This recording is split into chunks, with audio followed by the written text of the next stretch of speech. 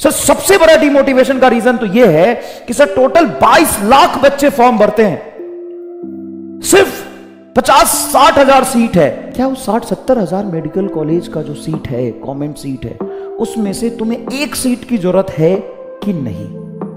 किसी चीज को पाने के लिए उसका कीमत चुकाना पड़ेगा। हर एक चीज का पर्टिकुलर कीमत है। 10 रुपए दोगे तभी मार्केट में तुम्हें पेन मिलेगा, कुछ पैसे दोगे तभी तुम्हें खाना मिलेगा। उसी तरीके से सिलेक्शन तभी मिलेगा जब पर्टिकुलर वो प्राइस पे करोगे अपने मेहनत और समय के लिए। जब ठंड का मौसम होता है, सर्दी का मौसम होता है, हम बहुत दूर तक नहीं देख पाते हैं, जहां तक दिखता है वहां तक जाते हैं, फिर आगे का रास्ता साफ होता है। कंपटीशन की तैयारी बेटा बिल्कुल यही है। तो भाई एक समंदर है, इसमें कूदो पॉजिटिव एटीट्यूड के साथ, खुद सो के कूदो, प्रेशर नहीं लेना, अपने आप को प्रूफ नहीं करना। हेलो हेलो हेलो, आप सभी बच्चों को एमआर का बहुत बहुत नमस्कार। आप में से बहुत सारे बच्चे ये सवाल पूछते हैं, क्या अभी से नीट 23 का प्रिपरेशन स्टार्ट करूंगा तो मेरा सिलेक्शन हो पाएगा?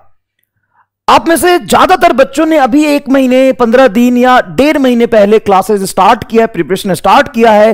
ह्यूज नंबर ऑफ बैकलॉग है, जिसके वजह से प्रेशर बढ़ता है, डीमोटिवेशन आता है, कॉन्फिडेंस गिरता है और ऐसा लगता है मेरा सिलेक्शन हो पाएगा या नहीं हो पाएगा। और सर बात ही वहां पे खत्म नहीं होता। सर सबसे बड़ा डिमोटिवेशन का रीजन तो यह है कि सर टोटल 22 लाख बच्चे फॉर्म भरते हैं, सिर्फ 50-60 हजार सीट है, गवर्नमेंट सीट है। कंपटीशन हार्ड है, लेवल हाई है, कट ऑफ हाई है, और हम एक अबला एवरेज स्टूडेंट है। सर घनघोर बायो यो, सर क्या हो पाएगा मेरा? यह सवाल ही गलत है। ईमानदारी से मेरी बातों को सुनना, यह सवाल ही नहीं है कि अभी से प्रिपरेशन स्टार्ट करेंगे तो सिलेक्शन हो पाएगा या नहीं। कंपटीशन बहुत हाई है, कट ऑफ बहुत हाई जाता है, 22 लाख बच्चे फॉर्म भरते हैं, सर कैसे होगा? यह सवाल गलत है। एक सवाल अपने आप से पूछो, या मैं आपसे पूछता हूं, ईमानदारी से कमेंट बॉक्स में जवाब देना। क्या वो 60-70 हजार मेडिकल कॉलेज का जो सीट है, गवर्नमेंट सीट है, उसमें से तुम्हें एक सीट की जरूरत है कि नहीं? क्या तुम्हें एक सीट की जरूरत है? क्या तुम इसके बिना भी काम चला सकते हो? लाइफ में इसके बिना चीजें चल सकती हैं या इसकी जरूरत ही है तुम्हें? एक बार डिसाइड कर लो। या अभी कोई और ऑप्शन है, कोई चीजें ऑप्शन दिखाई दे रहा है या रास्ता दिखाई दे रहा है, उस पर चल सकते हो कि एक सीट तुम्हें चाहिए ही, ये डिसाइड करके कमेंट बॉक्स में बताओ।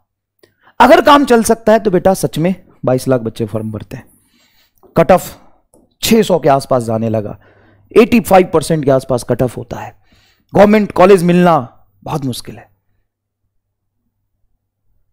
सर कोई और ऑप्शन अभी तो नहीं है, अभी तो नहीं है। सर मुझे वो सीट चाहिए किसी भी कीमत पे, सिर्फ एक सीट चाहिए। तो जवाब अगर हां है, किसी भी कीमत पे चाहिए सर, वो एक सीट की हमें जरूरत है सर, वो सबसे ज्यादा इंपॉर्टेंट है।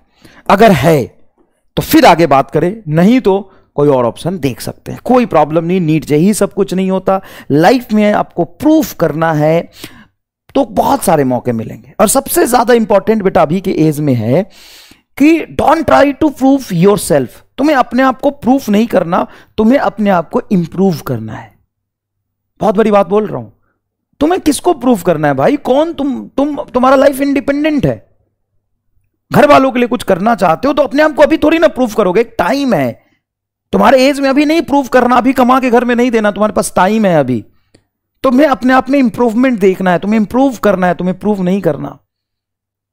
तो अगर तुमने डिसाइड कर लिया कि नहीं सर एक सीट चाहिए, किसी भी कीमत पे ये सीट चाहिए, तो दूसरा सवाल एक और पैदा लेता है जो सबसे ज्यादा इंपॉर्टेंट है समझना। इसमें 99% लोग, बच्चे नहीं कहूंगा मैं, बच्चे और लोग फेल हो जाते हैं।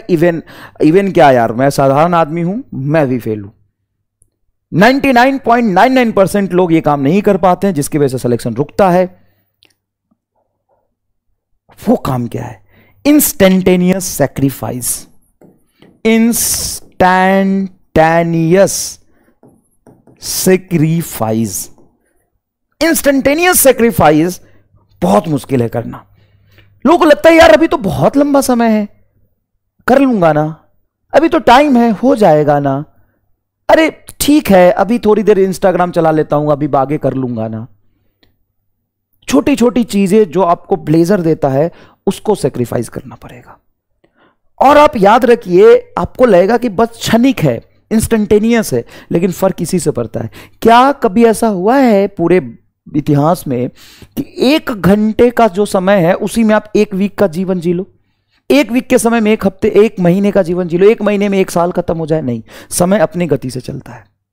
और आप अगर 1 मिनट खराब करोगे तो भाई अगले 5 मिनट तुम्हें गिल्ट फील्ड होगा।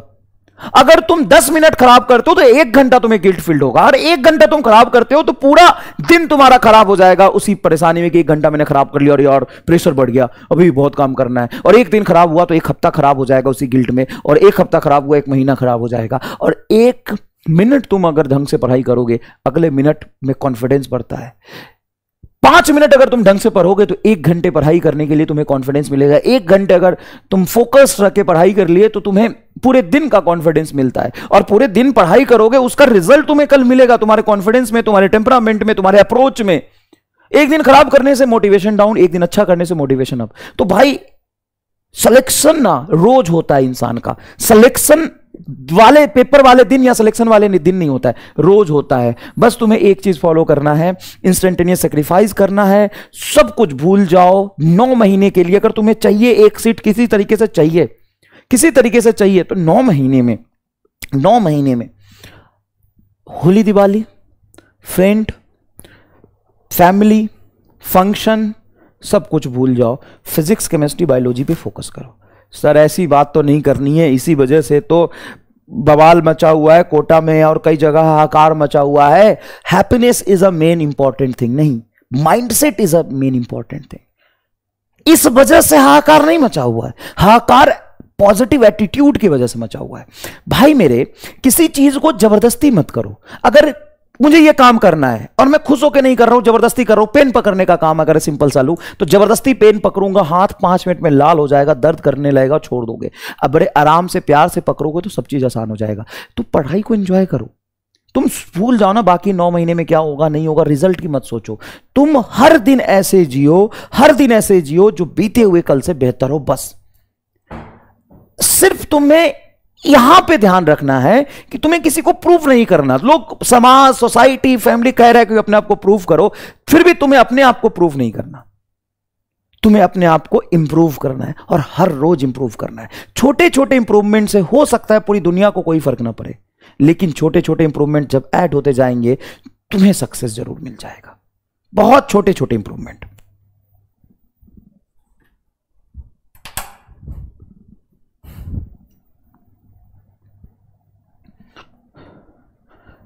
बहुत छोटे छोटे इंप्रूवमेंट करने हैं, वही एक बड़ा रिजल्ट एक दिन लेके आता है।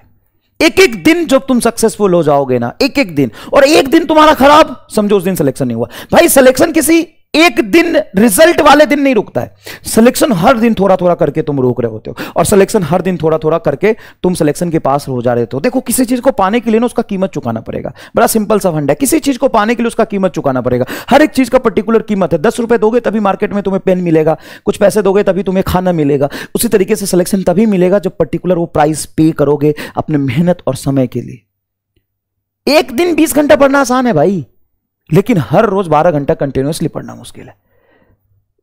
ठीक है सर, इतना समझ गए।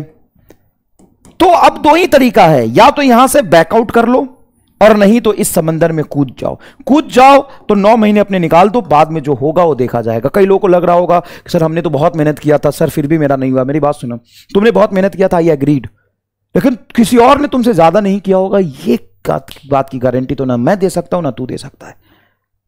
और घबरा मत, डॉक्टर इंजीनियर बन जाना ही सिलेक्शन नहीं होता। सिलेक्शन होता है रोज अपने आप को इंप्रूव करना। Selection means improve yourself every day. Selection means improve yourself every day, that is the success. सही राह पे, सही डायरेक्शन में तुम चलते जाओ। इसीलिए कहते हैं velocity is more important than speed. भाग कितना रहे हो फर्क नहीं पड़ता, सही डायरेक्शन में कितना भाग रहे हो फर्क इस बात से पड़ता है। सर ठीक है, समझ गए। ये सब मोटिवेशन रोज सुनते हैं, लेकिन नीट कैसे क्वालिफाई होगा सर अभी के समय में, अभी से स्टार्ट करके? देखो बेटा, ध्यान सुनना, सिलेक्शन के लिए 3 चीजें बहुत इंपॉर्टेंट होती है। पहला, सिलेबस कंप्लीट करना। रैंडम आपको नहीं जाना है, बिना सिलेबस कंप्लीट के कोई रॉकेट साइंस नहीं, कोई शॉर्ट ट्रिक नहीं कि सिलेक्शन करा दे। जब तक पढ़ोगे नहीं, डीप में नहीं होगा सिलेक्शन। डीप में पढ़ने वर्ष सिलेक्शन नहीं होता है, आपको उसका रिवीजन और पार्ट टेस्ट देना ही पड़ेगा। टेस्ट छोड़ा, सिलेक्शन खत्म, चाहे जितना मर्जी पढ़ लो।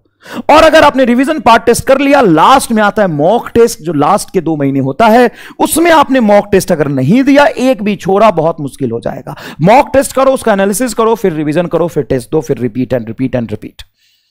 सर बढ़िया, लेकिन सर अभी समंदर जैसा सिलेबस और लाचार में बेबस कैसे होगा? होगा ना। जो तैयारी कर रहे हैं उनके लिए भी कह रहा हूं, जो अभी शुरू कर रहे हैं उनके लिए भी कह रहा हूं, पहले एक पेपर लो, पेपर पे सारे चैप्टर लिखो 2 पार्ट में। फिजिक्स के वीक चैप्टर्स, फिजिक्स के स्ट्रॉन्ग चैप्टर अलग अलग कर लो। फिजिक्स के जो आपके वीक चैप्टर उसमें पहले 2 महीने इंक्लूड कर लिए हैं, क्योंकि मैं जानता हूं यू आर ऑल घनघोर बायो हो, तो तुम्हें बेसिक मैथ और वेक्टर इसी में रखना है, इसको आगे कंटिन्यू करना है। और स्ट्रॉन्ग, सर मेरे तो कोई भी स्ट्रॉन्ग नहीं है। अरे कुछ तो होगा, या तो तुम 12th में होगा, नहीं तो ड्रॉप आउट होगा, कोई जो 4-5 चैप्टर तो होगा। नहीं होगा तो मैं अपनी तरफ से लिख देता हूं मॉडर्न फिजिक्स, एक बहुत इजी है, फिजिक्स में भी आता है, केमिस्ट्री में भी आता है। ये तुम्हारा स्ट्रॉन्ग मान के चल रहा हूं मैं। सर अपने मन से आपका ग्रेविटेशन 9वीं क्लास में भी पढ़ते हैं, मैं तेरा स्ट्रॉन्ग मान के चल रहा हूं। नहीं भी है स्ट्रॉन्ग, नहीं भी पढ़ा है तो ये 2 चैप्टर अभी कर ले, और जो तुम्हारे स्ट्रॉन्ग है उसको अलग लिख लो। बायो में भी यही करो, केमिस्ट्री में भी यही करो। कहीं तुम्हें कंफ्यूजन है बाइफरकेट करने में तो इधर रख दो, वीक में रख दो उसको, कोई टेंशन नहीं, वीक में रख दो। अब जो तुम्हारे स्ट्रांग है और वीक है उसके एटीट्यूड अलग अलग होंगे पढ़ने के।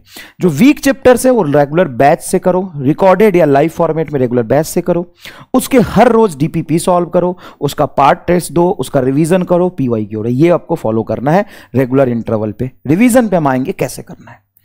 और जो स्ट्रांग है उसके 1 शॉट कवर कर सकते हो, उम्मीद से या यकीन के लेक्चर आप पूरा एक साथ देख लो, या अभी मैं यकीन में हर चैप्टर को 3-3, 4-4 लेक्चर में कवर करके डलवाऊंगा, अभी डलवाऊंगा, वो आप देख सकते हो, ठीक है। या फिर उम्मीद से देख सकते हो, उम्मीद 1, 2, 3 कहीं से भी देख सकते हो। उसके बाद जो चैप्टर स्ट्रांग है उसका 1 शॉट देखने के बाद पूरे चैप्टर का फुल लेंथ पेपर दो, टेस्ट दो, ठीक है। पीवाईक्यू पूरे चैप्टर का एक साथ दो, फिर उसका कंप्लीट टेस्ट पेपर अटेम्प्ट करो, टेस्ट के फॉर्मेट में या क्वेश्चन के फॉर्मेट में, जैसे भी। इसको 4-5 चैप्टर जो भी है तुम्हारे, फिजिक्स के 5, केमिस्ट्री के 5, बायोलॉजी के कर लो स्ट्रॉन्ग, और वीक चैप्टर का रेगुलर क्लासेस से आप करो, ठीक है। बेसिक मैथ और वेक्टर कितना भी स्ट्रॉन्ग हो ऐसे ही करो, और यही आप करो केमिस्ट्री में, यही करो आप बायो में, ठीक है। लेकिन ऑल दो सारे सब्जेक्ट अलग हैं, तो पढ़ने का तरीका और रिवीजन करने का तरीका अलग होगा। पढ़ने का और रिवीजन करने का तरीका क्या होना चाहिए मैं बताता हूं। फिजिक्स में सबसे ज्यादा आपको दिक्कत आती है, परेशानी आती है, देखो करना क्या है। फिजिक्स में रिवीजन करो 2 पार्ट में, एक थ्योरी, फॉर्मूला और बेसिक क्वेश्चन। ये जो है ना एकदम सिंगल फॉर्मूला बेस्ड क्वेश्चन, इसका रिवीजन आप फ्रीक्वेंटली ज्यादा करो, फ्रीक्वेंटली करो। कैसे भाई? चैप्टर कंप्लीट हो गया, उस चैप्टर के सारे इंपॉर्टेंट फॉर्मूला, सारा कंसेप्ट एक पेज पे लिख लो। जैसे मैं लॉज ऑफ मोशन की बात करूं तो स्यूडो फोर्स का फॉर्मूला क्या है, सर्कुलर डायनेमिक्स में क्या फॉर्मूला है, फ्रिक्शन के कौन से 3 केस होते हैं, लॉज ऑफ मोशन, टेंशन कैसे निकालते हैं, पुल्ली ब्लॉक सिस्टम के डिफरेंट केसेस में एक्सेलरेशन क्या होता है, लिख लो। और उसको हर 2-3 दिन पे रिवाइज करो, हो सके तो दीवार पे एक पेज चिपका दो, लॉज ऑफ मोशन का पेज है, ये चीजें देख लो, और डायरेक्ट फॉर्मूला बेस्ड जो तुमने नोट्स बनाया हुआ है वहां से देखते जाओ। और याद रखना, दूसरे का नोट्स और दूसरे की गर्लफ्रेंड आपके किसी काम का नहीं है, दिखने में अच्छा लगता है। जितने भी बच्चे सिलेक्ट होते हैं उसमें 99% बच्चों ने खुद नोट्स बनाया होता है, 1-2 लोग अलग होते हैं, 99% लोगों ने खुद का नोट्स बनाया होता है। तो आपको खुद का ही नोट्स बनाना है, इतना याद रखिएगा। भले ही आप किसी चीज से मदद ले लो कि कोई चीज छूटे ना, कहीं से तुम कंपेयर कर लो, किसी और का बहुत अच्छा तुम्हें नोट्स मिल रहा है, कहीं से ले लो, उससे भी पढ़ लो और अपना बनाओ, उसमें ऐड कर लो अपना। चलो ये कर लो, उसको रॉ की तरह काम कर लो, उसमें अपना ऐड करो, अपना मेहनत करना पड़ेगा। और ये करने में आपको बहुत कम समय लगेगा, क्योंकि मल्टीपल टाइम आप थ्योरी और फॉर्मूला देख रहे हो, देखो देखो देखो देखो, और उस पे जो बेसिक क्वेश्चन डायरेक्ट फॉर्मूले पे सॉल्व किए हुए हैं, कौन कौन से केस, वो देखते रहो। दूसरा, हफ्ते में एक दिन ऐसा निकालो जिस दिन 2-3 घंटे समय देके अच्छे क्वेश्चन जो नोट्स में सॉल्व किए गए हैं वो भी आप एक बार रिवाइज करो। इसको अगर आप 8 बार, 5 से 6 बार रिवाइज करते हो तो इसको सिर्फ एक बार रिवीजन करने की जरूरत है। पूरे क्वेश्चन बार बार रिवीजन करने की जरूरत नहीं है, लेकिन पूरे फॉर्मूले, पूरे कंसेप्ट, पूरी थ्योरी आपको बार बार रिवाइज करने की जरूरत है। हर चैप्टर का थ्योरी 2 पेज में आता है, 2 से 3 पेज में सारे चैप्टर का थ्योरी आप कंप्रेस करके लिख सकते हो, उसको बार बार करो, ठीक है। सिमिलरली बायो में अगर बात करो तो बायो में कंप्लीट चैप्टर में थ्योरी ही है, तो पूरा चैप्टर आप रिवाइज करो, क्वेश्चन प्रैक्टिस के थ्रू ज्यादा रिवाइज करो तो ज्यादा फायदा रहता है। शायद मैं 100% नहीं कह सकता हूं, सिमिलरली केमिस्ट्री में भी आप ये काम कर सकते हो। उसके बाद आप रेगुलर इंटरवल पे टेस्ट आपको देना ही है, किसी भी कीमत पे टेस्ट देना ही है। अब मान लो कि तुम टेस्ट देने जाते हो, पार्ट टेस्ट की मैं बात करता हूं, पार्ट टेस्ट की बात करता हूं, तो पार्ट टेस्ट में एक चीज हमेशा ध्यान रखना कि उसकी प्रिपरेशन 2 से 3 दिन पहले से शुरू करो। सबसे पहले तुम फिजिक्स का प्रिपरेशन करो, उसमें जो चैप्टर आने वाले हैं। रीजन ये है 4 दिन पहले बायोलॉजी पढ़ोगे, भूल जाओगे, फिर टेस्ट के 1 दिन पहले बायोलॉजी पढ़ना पड़ेगा। सबसे पहले फिजिक्स, फिर केमिस्ट्री, फिर बायो। लग रहा है कि यार लास्ट तक फिजिक्स नहीं हो पाया, मान लो 2 चैप्टर आ रहे हैं, तुम एक ही चैप्टर कर लो प्रिपरेशन, लेकिन उसको अच्छे से करो, उसके क्वेश्चन नहीं छूटने चाहिए, उसके क्वेश्चन नहीं छूटने चाहिए। 1-2 चैप्टर रह जाता है कोई बात नहीं, लेकिन एक बार में जो तुम्हारे 2-3 चैप्टर मान लो आ रहे थे, उस 3 चैप्टर में 1 या 2 चैप्टर तुम करके गए, तो ऐसा तो नहीं है कि 1-2 चैप्टर इसी टेस्ट में आएंगे, आगे आने वाले बहुत सारे टेस्ट में आएंगे। एक बार करो लेकिन उसको बेहतरीन करो। उससे फायदा क्या होगा समझना, उससे फायदा क्या होगा समझना, जब तुम आगे के टेस्ट दोगे तो ये चैप्टर 3 में से जो 2 हैं वो तुम्हारे कंप्लीट है, एक फिर आगे कंप्लीट हो जाएगा। केमिस्ट्री बायो में इसी तरीके से पेपर दो, पेपर में नंबर कितने आ रहे हैं फर्क नहीं पड़ता है, पेपर के जस्ट बाद जो टेस्ट का सिलेबस था उसको उसी दिन लेके बैठो। जैसे संडे टेस्ट होता है तुम्हारा, तो भले ही टेस्ट से 2-3 घंटे पहले तुम ना पढ़ो चलेगा, लेकिन टेस्ट के आधे घंटे बाद से तुम पढ़ाई शुरू कर दो। कैसे, क्या करना है, एनालिसिस में क्या होता है, कौन कौन से क्वेश्चन गलत हो गए। अब जो पढ़े ही नहीं थे वो गलत हो गए, उसका तो कुछ नहीं कर सकते, आगे से उस चैप्टर को हम ध्यान रखेंगे, कम ज्यादा फोकस करके जाएंगे। लेकिन जो पढ़ा हुआ था गलत हो गया, उसको दोबारा से देखो, क्यों क्वेश्चन कैसे गलत हो रहा है। अच्छा सिली मिस्टेक है, वो खत्म नहीं होगा, वो टाइम के साथ खत्म होगा। नंबर ऑफ टेस्ट जितना ज्यादा दोगे टाइम के साथ खत्म होगा, टेंशन नहीं लेना। इसलिए मैं कहता हूं कि जितने पॉसिबल गलतियां कर लो बेटा, कोई दिक्कत नहीं है, धीरे धीरे गलती करते जाओ, गलती होने की प्रोबेबिलिटी धीरे धीरे खत्म होगी, अचानक से नहीं होगा, प्रैक्टिस से जाएगा। एकदम अंधी पढ़ाई करो, एकदम अंधाधुन लगे रहो, उसी चीज में लगे रहो, और छोटे छोटे सक्सेस को मतलब सेलिब्रेट करना सीखो। एक दिन तुमने ढंग से पढ़ाई कर लिया, खुश रहो, अगले दिन कोशिश करो। देखो भाई लाइफ बहुत छोटी नहीं है, उसमें से 9 महीना बहुत छोटा सा पार्ट तुमने निकाल के अपने इंप्रूवमेंट के लिए लगाए, उसको यूज करो। क्लियर है, उसको क्या करो, यूज करो, अपने आप को इंप्रूव करते जाओ, ठीक है भाई, ठीक है। एनालिसिस कर लिया, अब एनालिसिस में सिली मिस्टेक टाइम के साथ ठीक होगा, जो चैप्टर नहीं पढ़े थे वो पढ़ के जाएंगे, जो चैप्टर पढ़े थे उससे गलत हुआ उसको एक बार और रिवीजन यहां पे करो, चाहे बायो हो, केमिस्ट्री हो, फिजिक्स हो, जिस तरह के पैटर्न आपको नहीं समझ में आ रहे हैं, और 2-4 क्वेश्चन की प्रैक्टिस करो, चीजों को इंप्रूव करो, जो टेस्ट का सिलेबस उसका एक बार और रिवीजन करो, कॉन्फिडेंस आएगा, आगे की तैयारी करो, आगे देखो, पीछे नहीं देखना। एक बात बताता हूं मैं तुम्हें, चीजें ना अगर बैठ के सोचो तो बहुत मुश्किल होता है, मंजिल हमेशा दूर दिखाई देता है, पास किसी के नहीं है मंजिल, लेकिन एक एक कदम तुम चलते जाते हो ना, पता नहीं चलता कि तुम पास पहुंचे या नहीं पहुंचे, लेकिन एक लंबे समय के पीरियड में हर छोटा कदम बहुत बड़ा हो जाता है, सबको ऐड करके। जहां तक तुमको समझ आ रहा है, जहां तक तुम इंप्रूव करते जा रहे हो, चलते जा रहे हो, चलो आगे का रास्ता अपने आप साफ हो जाएगा जब थोड़ा नजदीक पहुंचोगे। धुंध में ऐसे ही तो चलते हैं ना, जब ठंड का मौसम होता है, सर्दी का मौसम होता है, हम बहुत दूर तक नहीं देख पाते हैं, जहां तक दिखता है वहां तक जाते हैं, फिर आगे का रास्ता साफ होता है। कंपटीशन की तैयारी बेटा बिल्कुल यही है, और प्रेशर लेके परेशान होकर कुछ नहीं होगा। तुम अगर अपने आप को इंप्रूव कर लिए ना, तुम ग्रो कर रहे हो ना, सबसे ज्यादा इंपॉर्टेंट ये, इसी को सक्सेस कहते हैं। सक्सेस किसी कॉलेज का, किसी डिग्री का नाम नहीं है, सक्सेस इसका नाम है कि तुम इंप्रूव कर रहे हो कि नहीं कर रहे हो। अब लास्ट में आता है मॉक टेस्ट। भाई मॉक टेस्ट तो आपको कम से कम लास्ट के 1.5 महीने, जैसे अभी हमने टाइम बांटा था सितंबर से फेब तक आपको सिलेबस कंप्लीट करना है, अटेंडिंग हो, तो उसी तरीके से आप डिवाइड कर लो। फेब 10 तक जाओ, 12 तक जाओ, चलेगा, लेकिन सिलेबस कंप्लीट करना है। कंप्लीट करने के चक्कर में एकदम जल्दीबाजी नहीं करना, जल्दी करना लेकिन जल्दीबाजी से, भाग दौड़ से नहीं करना है।